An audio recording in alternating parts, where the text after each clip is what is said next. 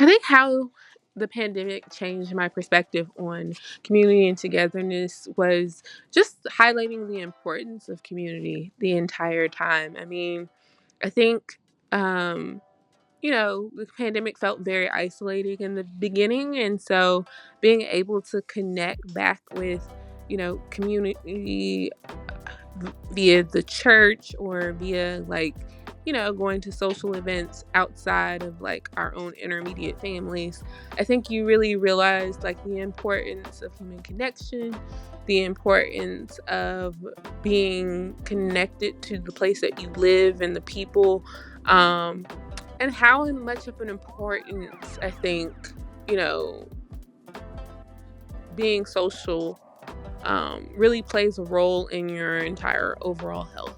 So I think the main challenge over the pandemic that I feel like I had to overcome, a lot of it was just settling into the unknown. That was the major challenge. Didn't know anything about COVID-19, didn't know what was really happening. A lot of different information was coming out in the time, and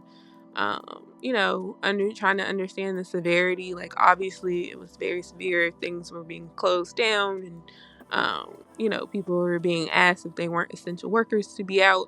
But also just figuring out like how long was this going to be? What was you know what are kind of like the new normals?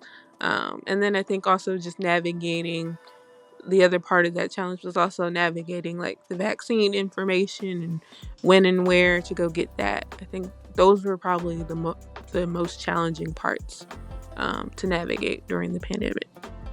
I think the pandemic kind of had a universal slowing down for everybody, and I think that's one of the positives of the pandemic is just the importance of recognizing how we need to just slow down sometimes as a society. I think we put a lot of pressures on ourselves to be busy and to stay productive, and sometimes that's not always, I think, the best way to live and also to deal with the matters of life.